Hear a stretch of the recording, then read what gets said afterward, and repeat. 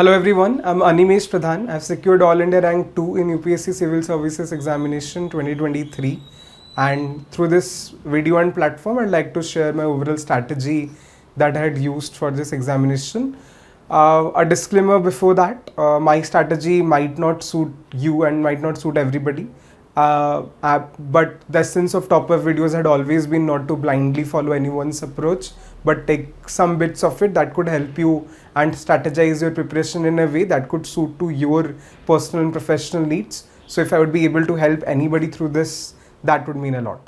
A bit of background, this was my first attempt and sociology was my optional. I was a working aspirant. I am still working with Indian Oil Corporation, and I was posted in Delhi, and entire preparation I had done while working. I had not taken any extended leaves while preparing as well. So I had started my preparation full-fledgedly from January, February to 2022, and prelims was in May 2023. So I had around 1 year, 4 months, 1 year, 5 months at my hand before the prelims came.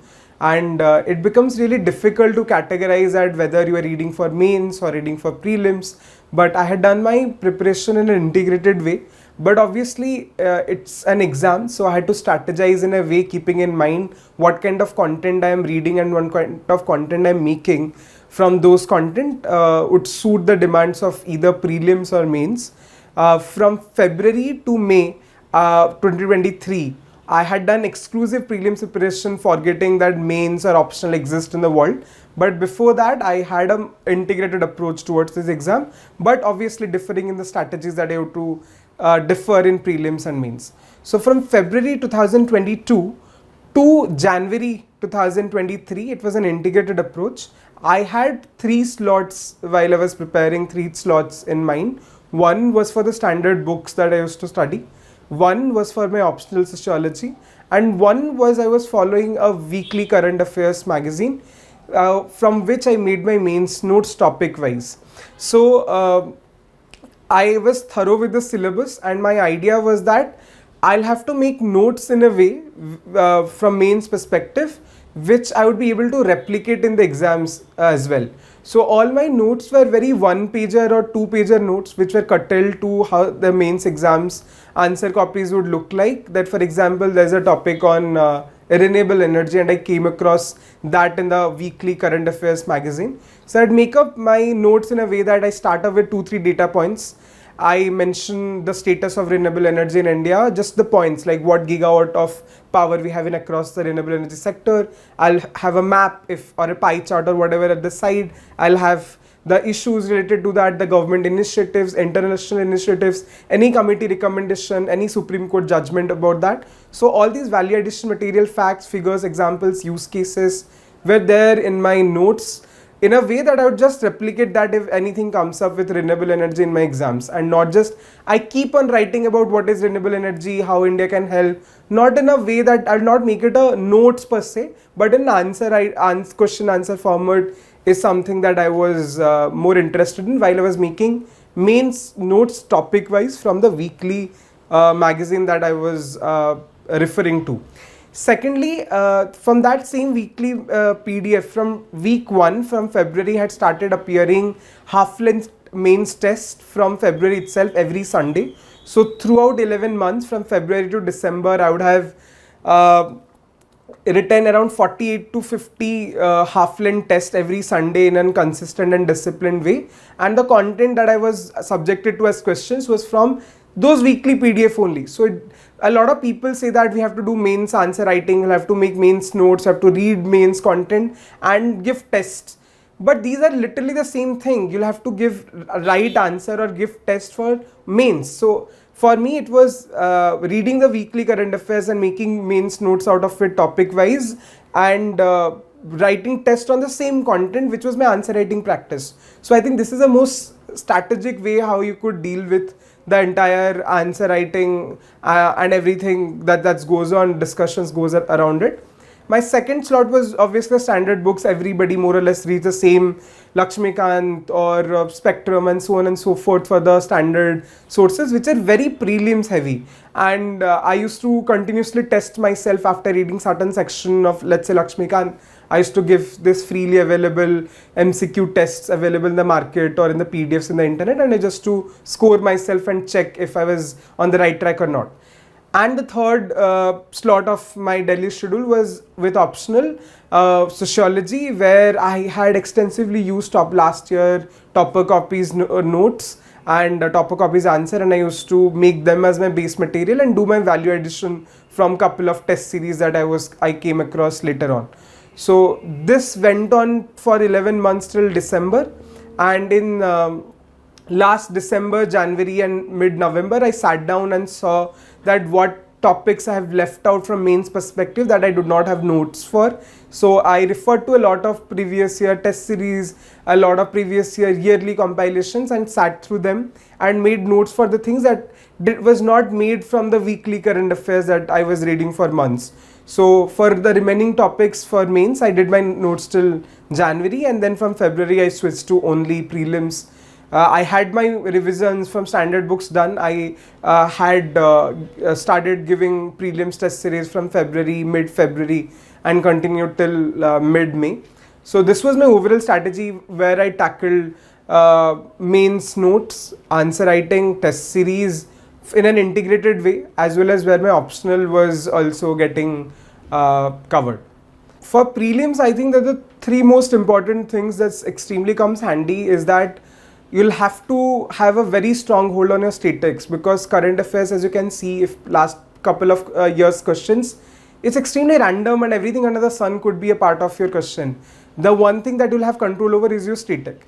The second part is that do not leave any subject. There were always dialogues that leave medieval, leave ancient, but I think I would have done a lot of ancient questions right and a lot of polity questions wrong. And that was because everything is becoming so dynamic. You cannot rely only on Lakshmikant or only on Spectrum. So you'll have to diversify your stronger points and do not categorize as what your strength and weakness. Everything can be your strength if you put in efforts as well, but be smart about it as well. And the third most important thing becomes test series. Test series does not matter what is their level till UPSC. You can always criticize them that they're not what UPSC asks, but they're very important because that lets you to answer when you do not have an answer for a question. So I had given around 35 to 45 prelims tests during 4 months before my prelims, where I used to sit through my answers, module answers. I had to note down the new content that I was getting and used to revise that 3-4 times as well. So prelims preparation was control over static, revise current affairs, revise the test series model answers, and work on what I was making more repetitive mistakes on. So one more thing that I would like to also share about is, like, more than GS, probably CSAT has taken a front seat where it's becoming really a nightmare. For me, I come from an engineering background, so I had this overconfidence that I would able to sail through. I had cleared the CSAT, but during the examination it felt that I will not be able to, because I was not able to answer the maths question which I had a lot of confidence in or overconfidence in. So 2 things for CSAT. First, do not keep a mental blockage that no matter what background you come from, you will have a look on everything, comprehension, reasoning and maths. And second thing, make you CSAT as important as your GSAT. If you have resources, enrolled in a paid course, take any free resources available in a structured way, but prepare it as properly and structured manner as you do for other GS content as well, because that's the major reason why the cutoff has come down to historically low to 75 point something this year. So this was my prelims approach. After prelims was done, as I said, my mains notes were more or less ready.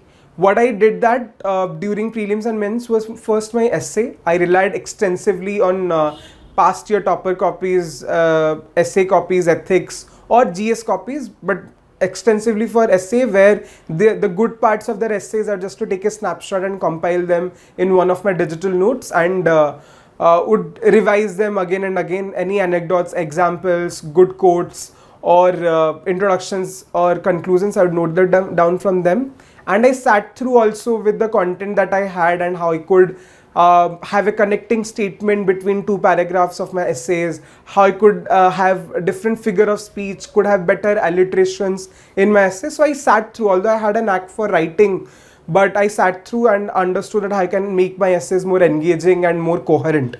And during the time, although my mains notes were ready, I had enrolled in a test series. So I used to give tests. I had done 4 rounds of revision between prelims and mains. So I revised like the entire GS 1, 2, 3, 4 in my first iteration after prelims, maybe in 40 days, 45 days, and give tests of GS1, GS2, GS3, GS4. Once I complete them, as I complete them, I have to give a test. Then after this exercise of 45 days, I'll again revise everything again and make, let's say, take 20 days, 21 days, and give a test for GS 1, 2, 3, 4 again. And then I'll do the next exercise in 10 days, and the 4th iteration was in literally 3 days, which was a simulated test, which I would give in a way that GS essay, then GS1, then GS2 in the same day, GS3 and GS4 in the next day. So this was my exercise in a 4 iteration revision for prelims to mains. And for optional, just after prelims, I had enrolled in a test series before prelims as well for sociology. After prelims, I had enrolled in another test series for sociology, but while I was transitioning and revising, I used to write at least 2 answers per day, so that there is a shift after prelims because you had not read your sociology or any optional for so long. So to break that momentum, I kept on writing 2 questions per day for 20-30 days, and then I started giving full-fledged test series, and that was 8 tests that I had given for especially sociology after prelims, but before prelims as well, in the month of October, November, after I was done with my self-made notes while revising. For revision, I had enrolled in a test series and I used to give tests for that as well. And during this time, what I had also with my consolidated notes, you get a lot of compilation of data, facts, figures, Supreme Court judgments, committee recommendations through various coaching institutions. Pick any one and enrich your already made notes with that. Ensure that you have data points, figures for every topic. You have Supreme Court judgments for most of the topics, articles, constitutional amendments, committee recommendations. I used to compile them, make crisper handwritten notes topic wise for all these value addition materials, so that I have internalized that in a way that those are on my fingertips and I could use them very organically in almost all of my answers. So that was also one of the things that I had focused on between prelims and mains. And after mains was over, I had given myself a break, and my interview was scheduled in the first week of the entire interview cycle as well. So I did not have a lot of time, but whatever time I had, I gave a lot of mocks at various institutes. And secondly, I sat down with my detailed application form and tried to make notes of every possible word that was there relevant in the DAF. And also it was a fun experience to just know more about yourself, more about your surroundings and things you are associated with. Interview was obviously one thing that I had enjoyed the most out of all these 3, and I am just extremely lucky and grateful that cumulatively all these hard work came into yielded something which was beyond my expectation. So this was my entire strategy from before prelims to before couple of months before prelims, what I did between prelims and mains, and how things were there after mains as well.